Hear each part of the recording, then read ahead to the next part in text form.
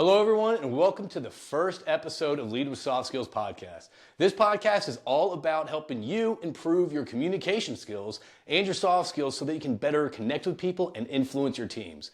Soft skills is not just something we use in the corporate world, but it's also something that can help your personal life and how you connect and influence and just communicate with people. I've seen the inability of soft skills hold people back in their careers and their personal lives, and I've also seen it help project people forward in their personal lives. So again, this is a skill set. This is something that can be practiced, learned, and also mastered. And this is the first podcast that I'm doing. So as this can continue, my skills when it comes to delivering the message to you is only going to improve. So join me on this continuing journey where I try to self-improve my communication skills as I provide it to you. And so we can see the real life experience of how to improve your soft skills. And why are soft skills so important? Well, I've seen soft skills, and if you think about this, when it comes to a great leader or a great influencer, whether it's a historic figure or a figure in the office right now, what sets them apart? It's not their technical knowledge or their ability to solve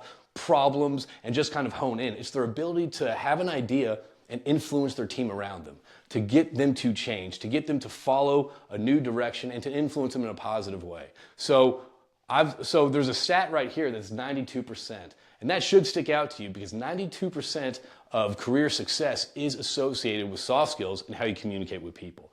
These episodes are going to be relatively short so that they can be quick kind of sources for you to gain, I guess, whether it's the subject of the week or kind of go back and kind of maybe learn how to sharpen your skills or maybe how to dive into certain skill sets as you see them kind of coming up in your career. Again, I'm the founder of Exec Crew, and I've been working with anyone from college students all the way to the executive level on how to improve their soft skills. So what are soft skills and why is it so important for you to start learning them, practicing them, and mastering them? So again, 92% of career success is based on soft skills. What falls in this bucket of soft skills? Well, soft skills is kind of pretty much how you interact with people. I've seen, again, people, whether it's finding jobs, sourcing deals, connecting with others, moving their team in new directions, is all based on how you communicate, how you storytell, and how you influence your team. And that's what we're here all about. So, again, here's a couple, just a 10 kind of top lists that we're going to be diving into throughout this podcast. And of course, we're going to go on tangents and also take your requests on what to cover when it comes to stuff like this. So the first one is confidence and communication. This is something that hits very close home to me. This seems like this state we're in, this world we're in, that it's a constant, we're constantly corresponding with people. And we correspond through text messaging and emails. But the more we talk about this, the more we talk about this, we're going to understand that the words that we use is only 7% in how we communicate effectively. What makes the other 93%? Well, it's body language. Are we communicating confidently with how we present ourselves? Is it our pitch and tone? Are we acting engaged in the person that we're talking to? All this stuff, you might have the right words. Again, when I'm talking to college students, I always emphasize I can memorize a script to provide to the class. I can just word for word memorize a script. However, how effective is that going to be? If I'm not delivering in a way of confidence and a way of inspiring people to actually take the skill sets I'm teaching and to use them, then it's just words that I'm communicating with. So we're going to dive into how to communicate confidently, whether it's at a networking event, whether it's at a meeting, or whether it's talking to management. And the next thing we're going to kind of go over is how, and this is something didn't even realize the importance of it until probably about a year ago, is how to build and develop your elevator pitch. Most people think elevator pitches are just done for salespeople and sales groups. However, that's the furthest from the truth. Everyone needs an elevator pitch ready to go. Whether you're meeting someone in the grocery store or whether you're talking to your boss in the elevator 5 stories up, it's something that can kind of help you. And also, even if you're dating an elevator pitch, this is your reel on how to not just introduce yourself, but also show your value, how you can help the team out, and also the follow-up conclusion. We're going to talk about how to kind of build your elevator pitch and how to deliver it confidently. And this works in career fairs too. The next thing we're going to be going over is personal brand and reputation. Why in this digital age is it so important for you to get out there and to develop your personal brand? People, from my observations, time is a lot more stretched for a lot of people. A lot of people aren't attending the networking events that they should. And not only that, when they do attend the networking events that they should, are they really connecting with the right people? And how are they connecting? Not only that, how are they continuing these connections after the event?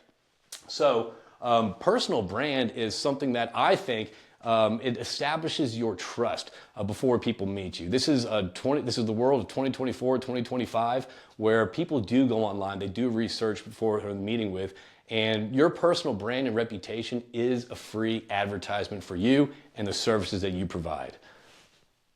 Networking and relationship building. This is something that again that our skill set has weakened over time, just because again we are good at behind the computer Zoom meetings. We are good at texting people. We're good at emailing people to request something. However, what does it actually mean to connect? To build your network, to develop those relationships that connect on a personal level, not the transactional on the transactional level. Because at the end of the day, no one likes being sold to. So how do you develop that trust? How do you develop that rapport? And how do you connect with people in this day and age? Negotiation strategies. Again, some people believe that this is a winner take all. This is let's beat them up with a bullying and maybe intensity, or maybe get down the facts, play the good cop, bad cop. However, the proper negotiation strategy is when everyone walks away with a bigger piece of the pie.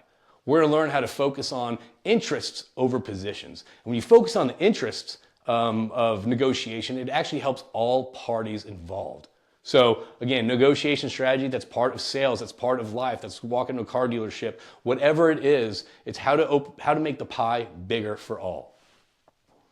Emotional intelligence. This is how to read people, how to have empathy, how to understand what drives people, and how to connect with that, and how to influence that. Emotional intelligence, again, through this world of correspondence, is a soft skill that we lack at. But again, we are here to learn how to sharpen our skill sets. Resilience and adaptability. This is a very chaotic world we live in right now. There's a lot of things that are external to our control, whether it's a company being acquired, whether it's changes in management, whether it's a new boss coming in. How do you actually deal with fluctuations in your external environment? Stuff that's outside your control. Usually when we try to control so much, or we try to try to think that we have that much control over things, it's very difficult because that leads to a lot of anxiety. And when we act out of anxiety, we take that stuff home. That influences our relationships with our families, our friends, our loved ones, and our coworkers. So again, how do you adapt with a healthy mindset in this chaotic, ever-changing world that we call life? Another thing is that I think is extremely important is goal setting and accountability. We all know what goals are, but however, are we actually creating proper goals for ourselves? What is an actual goal? I find that a lot of times when people do set goals, the goal is an outcome. It's, I want to sell $10 million worth of X. That's not a goal. That is an outcome from your action steps of your goal. And hopefully successfully, you will be selling $10 million worth of whatever product you're selling. So how you set your goals, whether it's short term, whether it's long term, and how you break that down in action steps that you control and no one else does, is going to be something that I've seen help people just go above and beyond, and actually even get those things that are kind of hanging around them that they know they have to accomplish, but they just don't want to get to yet. So again, goals and accountability, and understanding that you are accountable for your goals and how to set your goals and what actions you need to reach those goals. Time management and productivity. This is something that I like working on personally. As a solo business owner, this is one of those things that I probably need to focus on more. How do we block our times? How do we prioritize the tasks that need to get done to get the needle moving forward? This differentiates the activities between the actions. And I say that, so pretty much activities is the day-to-day stuff that you wrap yourself in. That's the comfort level that you do, whether that's creating content, whether that's creating graphics for your company. But however, what's really driving the needle and influencing your buyers to get them to the table? So time management, productivity, how to be the most productive with the 24 hours that you have, that I have, that we all have. And the last one that I have here, again, we're going to go on many different subjects, but the last one that I have that I think is actually very important for all levels. I mean, I see this in college students, but I also see this all the way to executives and founders of companies. It's limiting beliefs and imposter syndrome. That is something that a lot of people discuss, maybe a lot of people feel, but they don't know what that feeling is, and they don't want to discuss it because, again, we don't like discussing limiting beliefs, but we all have them. Where do the limiting beliefs stem from, and how do we address them? The best part about this subject is, again, Take just like soft skills is something that we taught, mastered, and taught, practiced, and mastered. Limiting beliefs is exactly that. It's a belief. It's a belief that we put on ourselves, whether that's from childhood, whether that's external factors, and that often limits us in how we approach challenges and how we approach problems, or even how we approach asking for a raise. So we're going to break down on how to address these limiting beliefs, how to reframe them, redefine them, and actually set higher beliefs for ourselves, aspirational beliefs.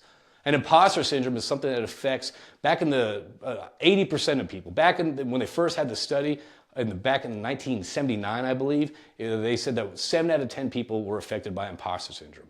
Imposter syndrome is the belief that your success, that your career trajectory is out of your hands, that you being at the table is based on sheer luck, that you're a fraud, that one day you're kind of out of your element, someone's going to identify that, hey, wait a minute, why are you doing at this table? You shouldn't be here.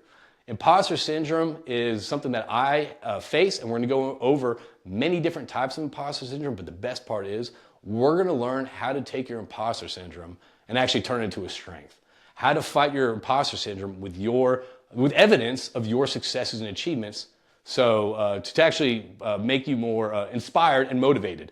I remember this quick one story. I was going to a financial investment company, and I have no idea what I was doing there. So I was in the lobby. I was invited to go to talk about another company that I have, and I was so nervous once I got in the lobby.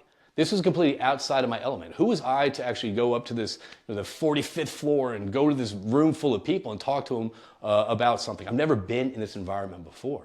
So I started getting real nervous, and with that came a lot of anxiety. I was quickly able to shift that anxiety into an inspirational moment where I was able to walk into that office with a different energy, with a different belief in myself, and from that, a different outcome came out. So I hope that you dive into this, follow, like, share, subscribe, whatever it is that you want to do, or even just take this as your own personal coach in your car and your commute to work. This is one of those things where I think everyone needs a shot of B12 when it comes to soft skills, but because again, this can affect your progression, this can affect your trajectory, and it can affect your life. It doesn't matter if you're one of the smartest engineers out there, if you're a 10 out of 10 engineer, if your communication skills are at a low level, that's going to be your ceiling. So welcome to Lead with Soft Skills. My name is JP Warren, and I look forward to helping you on this journey.